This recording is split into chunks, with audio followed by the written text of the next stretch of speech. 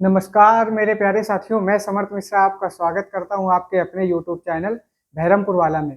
तो मेरे प्यारे बच्चों, जैसा कि आपको पता है, आज हम लोग क्लास 12 चैप्टर नंबर 1 की कुछ बेसिक बातों को जानने का प्रयास करेंगे। आप भी पेन कॉपी लेके आराम से बैठ जाओ और जो जो पॉइंट्स हम आपको बताते जाएं, जो जो बातें बताते जाएं, उनको आप आराम आराम करके एक एक करके नोट करते चलो। ठीक है, तो चलो स्टार्ट करते हैं। बेटा, सबसे पहले हम कुछ फिजिक्स के बारे में, जो आपकी क्लास 12 की फिजिक्स है, जो आपकी क्लास 12 की फिजिक्स है, इसके बारे में कुछ बेसिक बातें जान लेते हैं। तो बेटा, जो आप क्लास 12 की फिजिक्स पढ़ते हो, उसमें बेसिकली आपका दो पार्ट में या दो बुक्स में डिवाइड होती है, जिसमें आप एक को बोलते हो पार्ट 1 और तो बेटा पार्ट 2। ठीक है, पार्ट 2। अब आपसे बोला जाता है कि पार्ट 1 में क्या है और पार्ट 2 में क्या है, तो एक एक करके हम आराम आराम से जानेंगे। तो बेटा, जो आपकी पार्ट 1 है, इस फिजिक्स में या इस पार्ट 1 में केवल आप एक व्यक्ति के बारे में पढ़ेंगे, एक टर्म के बारे में पढ़ेंगे, जिसका नाम है आवेश। क्या नाम है बेटा? आवेश।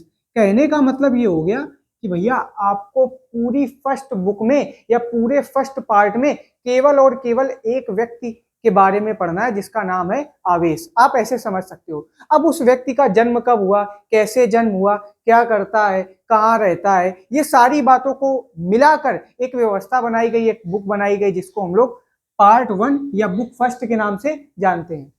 अब बेटा, ये जो पहली बुक है, इसमें एक टर्म आता है आपका आवेश। तो सबसे पहले हम लोग इसी के बारे में जान लेते हैं कि आवेश होता क्या है। तो बेटा, सबसे पहले आवेश को जानने के लिए आपको कुछ बातें पता होनी चाहिए। जैसे केमिस्ट्री में एक टर्म आता है परमाणु। तो क्या आपको ये पता है कि परमाणु क्या होता है? क्या आपको ये पता है कि परमाणु क्या होता है? या आप एक बात ये बताओ, क्या आपको ये पता है कि पदार्थ कैसे बनता है? कहने का मतलब कोई भी चीज, आपके पास जो पेन है वो पेन, हमारे पास मार्कर है ये मार्कर, आपके पास जो चेयर में आप बैठे हो चेयर, कहने का मतलब दुनिया की कोई भी चीज कैसे बनी, क्या ये आपको पता है? तो आप ध्यान से समझो बेटा, जो भी कोई वस्तु बनती है, आप इसको पहले इस प्रकार से समझेंगे। कोई भी वस्तु जो बनती है, वो बेटा अणु से मिलकर बनती है। किससे मिलकर बनती है बेटा? अणु से मिलकर। और बेटा, बहुत सारे जब परमाणु मिल जाते हैं, क्या बहुत सारे जब परमाणु मिल जाते हैं, तो बेटा आपका एक अणु बनता है। और ये जो परमाणु है, ये इलेक्ट्रॉन, प्रोटॉन और न्यूट्रॉन से मिलकर बनता है। और बेटा, एक नई डिस्कवरी के अकॉर्डिंग ये जो इलेक्ट्रॉन, प्रोटॉन और न्यूट्रॉन है, ये क्वार्क से मिलकर बनते हैं। ये बेटा आपका बेसिक स्ट्रक्चर होता है। कहने का मतलब बहुत सारे जब क्वार्क मिल जाते हैं तो एक इलेक्ट्रॉन, प्रोटॉन या न्यूट्रॉन बनाते हैं। और जब बहुत सारे इलेक्ट्रॉन, प्रोटॉन या न्यूट्रॉन मिल जाते हैं तो एक परमाणु बनता है। जब बहुत सारे परमाणु मिल जाते हैं तो एक अणु बनता है। और जब बहुत सारे अणु मिल जाते हैं तो आपका एक पदार्थ या वस्तु बनता है, जैसे पेन, पेंसिल, मार्कर, ये सारी चीजें। ठीक। तो बेटा, हमारा जो मुद्दा है वो है परमाणु पर, कि ये परमाणु क्या होता है। हम लोग एक एक करके धीमे धीमे से पहले परमाणु के बारे में जानेंगे। उसके बाद बेटा आप लोग बिल्कुल कंसंट्रेट होकर बैठना। आप देखेंगे कि परमाणु से किस प्रकार से हम लोग आवेश को निकाल लेंगे और किस प्रकार से आवेश के बारे में सारी जानकारी निकाल लेंगे। तो बेटा, आप ध्यान से समझना। डस्टर कहाँ पे है? आप ध्यान से समझोगे कि ये परमाणु क्या होता है। इतनी बातों में अगर कोई आपको समस्या लग रही हो तो आप कमेंट करके जरूर बताएं। तो बेटा, हम लोगों की जो बात चल रही थी वो चल रही थी परमाणु। किसकी? परमाणु। तो बेटा, ये परमाणु क्या होता है, इसके बारे में अभी हम लोग जानेंगे। तो पहले देखो बेटा, एक बात तो आपको हमने क्लियर कर दी कि जो परमाणु होता है वो इलेक्ट्रॉन, प्रोटॉन और न्यूट्रॉन से मिलकर बना होता है। कहने का मतलब जो भी परमाणु होता है उसमें एक छोटा सा नाभिक होता है, और उस नाभिक में, ये जो नाभिक हम बना रहे हैं परमाणु का, इस नाभिक में प्रोटॉन और न्यूट्रॉन होते हैं। क्या होते हैं? प्रोटॉन और न्यूट्रॉन होते हैं। और बेटा, जो इलेक्ट्रॉन होते हैं वो इस नाभिक के चारों ओर चक्कर लगाते हैं। ये आपने पढ़ रखा है क्या, कि जो परमाणु होता है उसके भीतर एक नाभिक होता है, उस नाभिक में प्रोटॉन और न्यूट्रॉन होते हैं, और जो इलेक्ट्रॉन होते हैं वो नाभिक के चारों ओर चक्कर लगा रहे होते हैं। बोलो, यहां तक कोई समस्या आपको लग रही हो तो बताओ। नहीं है ना? ठीक। अब अगर बेटा यहां तक आपने कोई समस्या नहीं है, मेरी बात ध्यान से सुनना। अगर आपको यहां तक कोई समस्या नहीं लग रही है तो एक बात बताओ, क्या प्रोटॉन, न्यूट्रॉन और इलेक्ट्रॉन से ही तो मिलकर परमाणु बनता है? ये तो आपको अभी हमने बताया ना। इसका मतलब जो आपका परमाणु होता है वो प्रोटॉन, वो इलेक्ट्रॉन और वो न्यूट्रॉन, ये तीन बातों से मिलकर बनता है या तीन टर्म से मिलकर बनता है। अब बेटा एक बात बताओ, प्रोटॉन क्या प्लस का होता है, क्या पॉजिटिव होता है, क्या इलेक्ट्रॉन माइनस का होता है, क्या इलेक्ट्रॉन निगेटिव होता है, और बेटा क्या न्यूट्रॉन न्यूट्रल होता है। इस पर ना तो प्लस का आवेश और ना ही माइनस का आवेश होता है। लेकिन अगर आपसे कोई बोले कि कोई वस्तु उदासीन है, तो उदासीन को ही तो न्यूट्रल या न्यूट्रॉन बोला जाता है। तो उदासीन का मतलब ये नहीं है कि उस पर प्लस नहीं है माइनस नहीं है ना। आप ये बोलोगे कि भैया अगर कोई वस्तु उदासीन है, कोई वस्तु उदासीन है, तो बेटा उसमें जितने प्लस होंगे उतने ही माइनस होंगे। ये बात आपको पता होनी चाहिए। तो बेटा आपको पता चला कि कोई भी जो परमाणु होता है वो प्रोटॉन, इलेक्ट्रॉन और न्यूट्रॉन से मिलकर बना होता है। प्रोटॉन पर प्लस का चार्ज, न्यूट्रॉन पर माइनस का, इलेक्ट्रॉन पर माइनस का और न्यूट्रॉन पर कोई चार्ज नहीं होता है। यहां तक अगर कोई समस्या आपको लग रही हो तो बताओ। अब मेरी बात ध्यान से सुनना, हम लोग पढ़ने क्या वाले थे बेटा, आवेश क्या होता है। तो ये आवेश कैसे आया, क्या होता है आवेश, इसको रिलेट करेंगे आप लोग। बेटा आप लोगों ने कभी कभी ध्यान दिया होगा, जब आप छोटे थे, अब तो क्लास 12th में आ गए तो बड़े हो गए हो, आप महसूस करने लगे कि आप बड़े हो गए हो। तो बेटा होता क्या है कि जब आप छोटे थे तो आपने देखा होगा, आप छोटे क्लास में डेस्क के ऊपर ऐसे छोटे छोटे कागज के टुकड़े आप डेस्क के ऊपर रख लेते थे। फिर आपका जो पेन होता था, पेन को बालों में ऐसे रगड़ते थे, रगड़ने के बाद उस कागज के पास आप पेन को ले जाते थे और आप देखते क्या थे कि भैया जो कागज के टुकड़े थे वो पेन में चिपक जाते थे और आपको ये जादू की तरह लगता था। लेकिन अब वो असल बात आपको यहाँ पे समझ में आएगी कि ये भैया ऐसा होता क्या था। तो उसको जानने के लिए आप बने रहिए हमारे साथ और देखिए अब होता क्या है ये समझो। बेटा जो आवेश उत्पन्न होता है, अच्छा जब आप कागज को छुआते थे, स्पर्श कराते थे, तो वो कागज के टुकड़े पेन में आ जाते थे। तो ऐसे ही अच्छा जब पेन में आ जाते थे तो कुछ ऐसी व्यवस्था हुई कि इस मार्कर में या इस पेन में या इस कंघे में जो भी आपके पास हो, उसमें कुछ ना कुछ ऐसी व्यवस्थाएं हो गई कि वो जो कागज के टुकड़े थे उनको अपनी ओर आकर्षित कर रहा है, खींच रहा है। बोलो सही है, ठीक। अच्छा वो व्यवस्था क्या हुई ये आप समझेंगे। तो बेटा जो आवेश है उसको उत्पन्न करने की बेटा तो टोटल तीन विधियां होती हैं। पहली विधि को हम लोग बोलते हैं बेटा घर्षण विधि। कौन सी विधि, घर्षण विधि।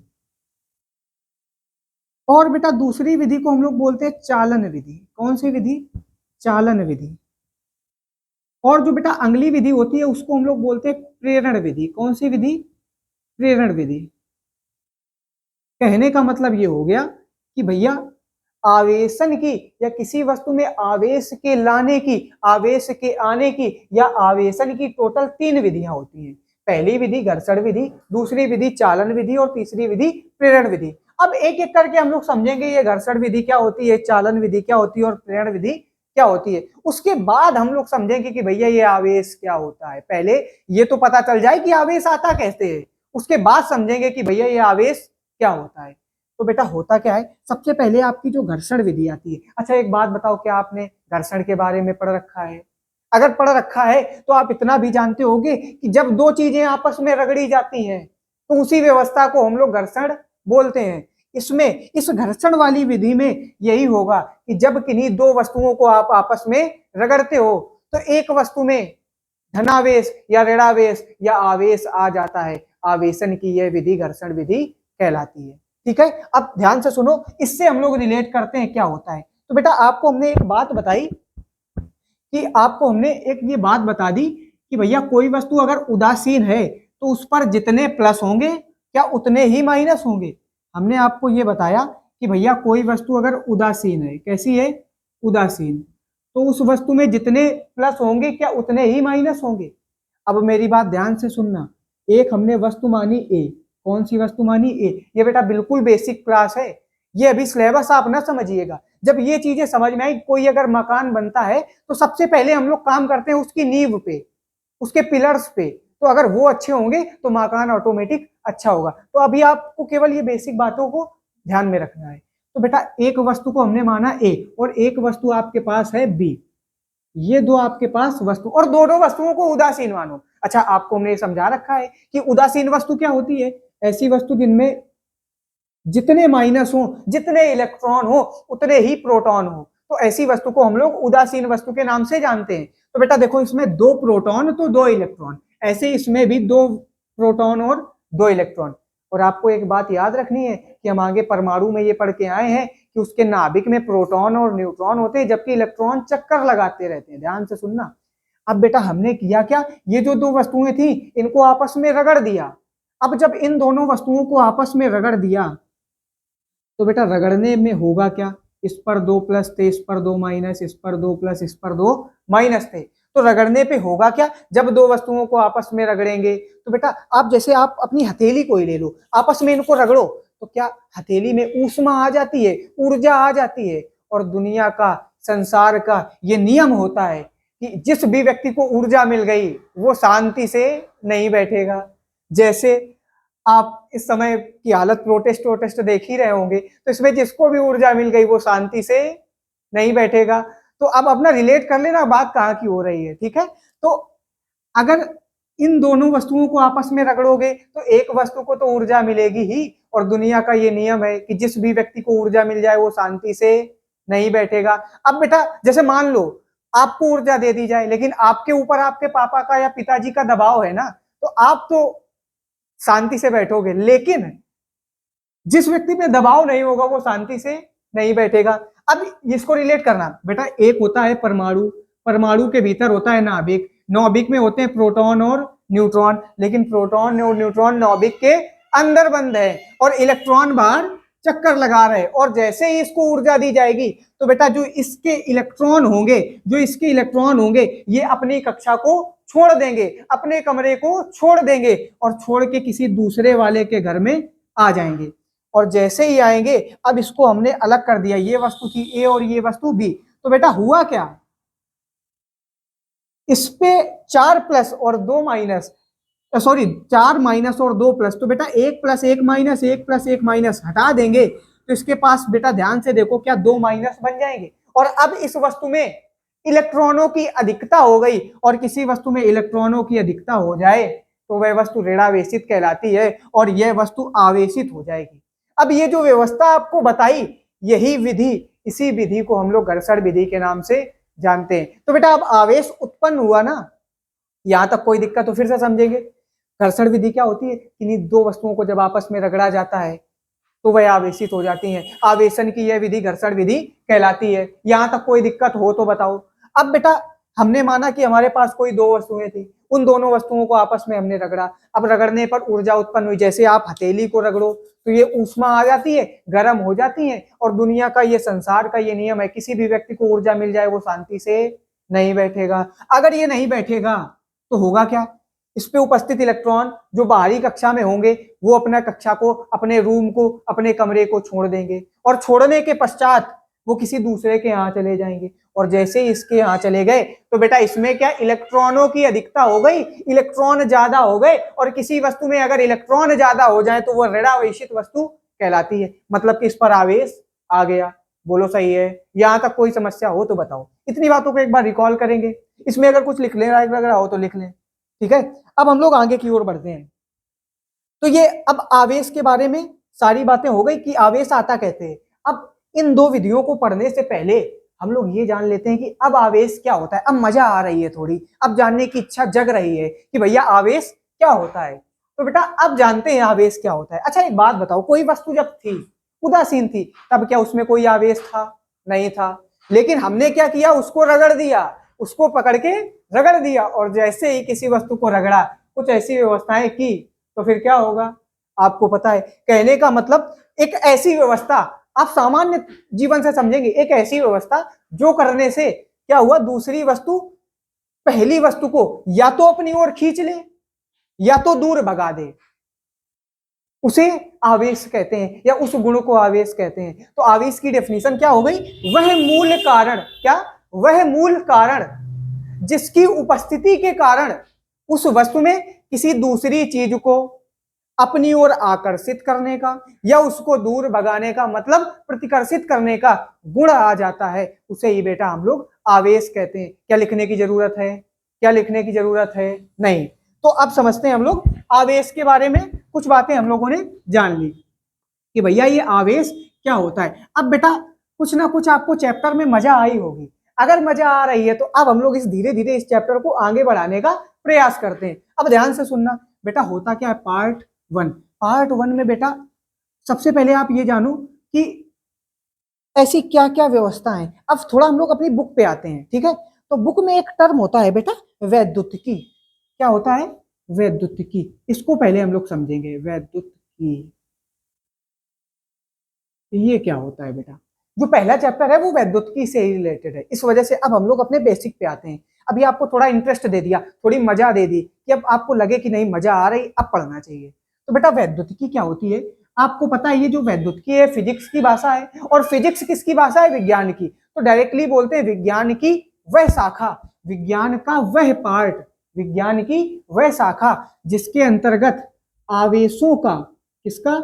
आवेशों का तथा उसकी समस्त क्रियाओं का, तथा उसकी समस्त क्रियाओं का, समस्त क्रियाओं का, समस्त क्रियाओं का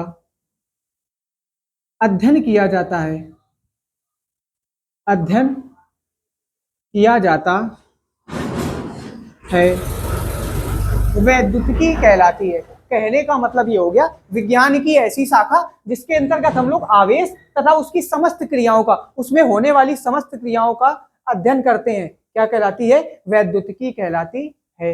यहाँ तक कोई दिक्कत हो तो बताओ। अब बेटा ये जो वैद्युतिकी होती है ना, ये दो टाइप की होती है। कितने प्रकार की होती है? आपकी ये जो वैद्युतिकी होती है ये दो प्रकार की होती है बेटा। पहले को हम लोग बोलते हैं स्थिर वैद्युतिकी। क्या बोलते हैं?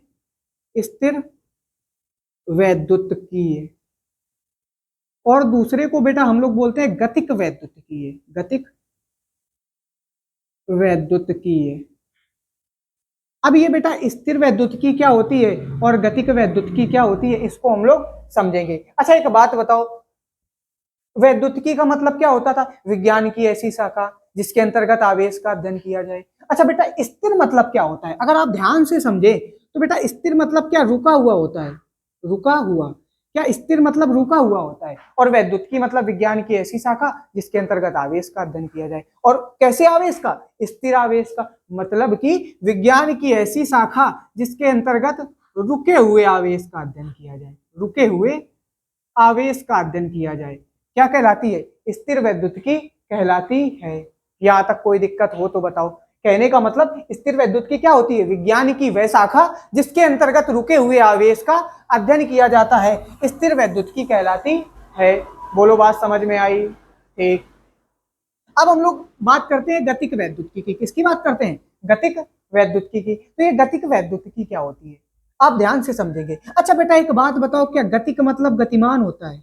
क्या गतिक मतलब गतिमान होता है? बोलो सही है। और वैद्युतिकी मतलब विज्ञान की वह शाखा जिसके अंतर्गत आवेशों का अध्ययन किया जाए। ध्यान से सुनना। तो बेटा विज्ञान की वह शाखा जिसके अंतर्गत, विज्ञान की वह शाखा जिसके अंतर्गत गतिमान आवेश का अध्ययन किया जाए, गतिक वैद्युतिकी कहलाती है। बोलो यहाँ तक कोई दिक्कत? तो सबसे पहले वैद्युतिकी क्या होती है? आवेशों तथा या विज्ञान की वह शाखा जिसके अंतर्गत आवेशों तथा उसमें होने वाली समस्त क्रियाओं का अध्ययन किया जाए, वैद्युतिकी कहलाती है। अब ये दो प्रकार की होती है, दो पार्ट होते हैं इसके। सबसे पहले स्थिर वैद्युतिकी और दूसरा गतिक वैद्युतिकी। स्थिर वैद्युतिकी क्या होती है? स्थिर वैद्युतिकी विज्ञान की वह शाखा जिसके अंतर्गत रुके हुए आवेश का अध्ययन किया जाता हो, स्थिर वैद्युतिकी कहलाती है। अच्छा गतिक वैद्युतिकी क्या होती है? विज्ञान की वह शाखा जिसके अंतर्गत गतिमान आवेश का अध्ययन किया जाता हो, गतिक वैद्युतिकी कहलाती है। यहाँ तक अगर किसी भी प्रकार की कोई दिक्कत आपको लग रही हो तो बताओ। अब देखो बेटा, हमने सबसे पहले ये जाना परमाणु क्या होता है, कोई पदार्थ कैसे बनता है, फिर आवेश के बारे में जान लिया, आवेश कैसे उत्पन्न होता है एक विधि जान ली। अभी दो विधियां बची है, उसको आराम से हम लोग समझेंगे, ठीक है। उसके बाद बेटा आपका वैद्युतिकी के बारे में, अब हम लोग अपने चैप्टर के अंदर आ रहे हैं। तो आपके पास वैद्युतिकी आ गई। अब बेटा तीन, इस पूरी फर्स्ट फिजिक्स में, पूरी फर्स्ट फिजिक्स में तीन मोस्ट इंपॉर्टेंट पॉइंट्स हैं जिन पॉइंट्स पर पूरी बुक रिलेट करती है। जो बेटा पहला पॉइंट है वो ये बताता है कि भैया जो आपका स्थिर आवेश होता है, जो आपका स्थिर आवेश होता है वो केवल और केवल वैद्युत क्षेत्र उत्पन्न करता है। और ये जो स्थिर वैद्युतिकी है ना, इसमें टोटल आपकी बुक के अकॉर्डिंग दो चैप्टर हैं। एक तो आवेश तथा वैद्युत क्षेत्र एवं गॉस की प्रमेय, दूसरा वैद्युत विभव एवं संधारित्र, ठीक है। लेकिन सामान्यतः हम लोग क्या करते हैं, इसको 4 पार्ट में तोड़ के सिखाते हैं। पहले चैप्टर का नाम आवेश तथा वैद्युत क्षेत्र, दूसरे चैप्टर का नाम गॉस की प्रमेय, तीसरे चैप्टर का नाम वैद्युत विभव एवं विभवांतर, और चौथे चैप्टर का नाम संधारित्र या वैद्युत संधारित्र। तो अगर यहां तक कोई दिक्कत आपको लग रही हो तो बताओ। अब मेरी बात ध्यान से सुनना। तो ये हो गया स्थिर वैद्युत की बात। तो अब उन पॉइंट, उसके बाद जब बात गतिमान आवेश की आ जाती है या गतिक वैद्युत की आ जाती है, तो बेटा इसमें 2 चैप्टर और जुड़ जाते हैं। अच्छा, स्थिर मतलब रुका हुआ आवेश होता है, जब आवेश रुका है तो वैद्युत क्षेत्र उत्पन्न कर रहा है, कोई दिक्कत नहीं। लेकिन जैसे ही आवेश चला, तो याद करो आपने एक डेफिनेशन पढ़ी थी वैद्युत धारा की, इलेक्ट्रॉन प्रवाह की दर को या आवेश प्रवाह की दर को वैद्युत धारा कहते हैं। अब अगर आवेश चलने लगा तो कुछ नई व्यवस्थाएं बनेंगी ना, और वो जो व्यवस्थाएं बनेगी उसे ही हम लोग वैद्युत धारा कहते हैं। तो इसमें हम लोग 2 चैप्टर पढ़ेंगे, एक धारा विद्युत और एक किरचॉफ का नियम। अब ये जो धारा विद्युत है इसमें एसी धारा को पढ़ेंगे, अल्टरनेटिंग या प्रत्यावर्ती धारा के बारे में कुछ बातें करेंगे, उससे रिलेटेड कुछ तत्व पढ़ेंगे, और आगे जब किरचॉफ का नियम आएगा उसमें सेल के विषय में जानकारी लेंगे, डीसी करंट के बारे में पढ़ेंगे। यहां तक आपको कोई दिक्कत मेरे हिसाब से तो नहीं होनी चाहिए, अगर हो तो आप जरूर बता सकते हैं। तो बेटा अब आप लोग ध्यान देना कि स्थिर वैद्युत की के अंतर्गत जो बातें हमने आपको बताई वो आपको याद रहे, ठीक है। उसके बाद अब जो पॉइंट्स हैं उनको हम लोग आज की क्लास में केवल थोड़ा सा जानते हैं, और फिर उनके बारे में डीप चर्चा हम लोग अगली क्लास में करेंगे। तो बेटा जो पहला पॉइंट है, जो आपका पहला पॉइंट है वो ये बताता है, एक सेकंड रुको बेटा, इंक डाल ले थोड़ा सा।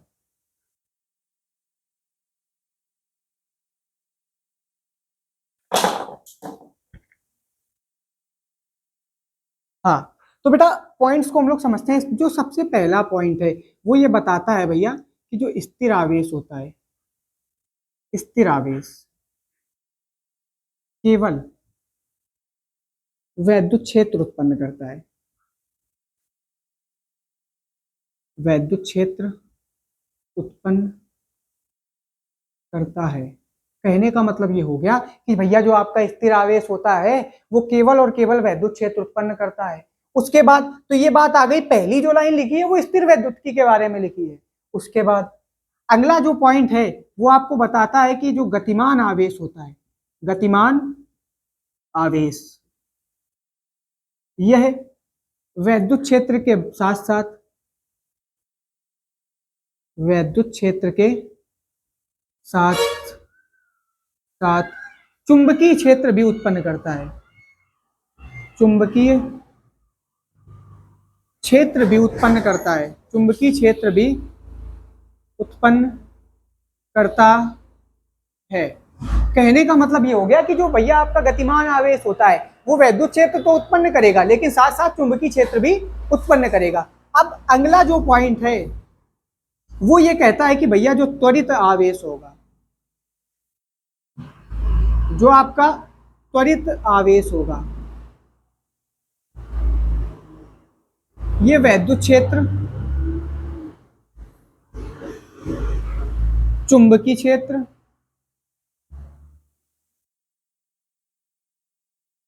तथा चमक, जिसको आप बोलते हो विद्युत चुंबकीय तरंग, विद्युत चुंबकीय तरंग उत्पन्न करता है। और बेटा ये जो 3 बातें आप देख रहे हैं ना, इन 3 बातों पर पूरी बुक खत्म होती है, पूरी बुक कंप्लीट होती है। कैसे? अभी आप ये थोड़ी सी बात और समझ लो। बेटा जो स्थिर आवेश होता है उसमें केवल वैद्युत क्षेत्र उत्पन्न करता है, तो जो पहली यूनिट है आपकी इलेक्ट्रोस्टैटिक्स, हिंदी में इसको बोलते हैं स्थिर वैद्युतिकी, उसमें क्या होगा बेटा, केवल और केवल हम लोग वैद्युत क्षेत्र के बारे में पढ़ेंगे, ठीक, बस।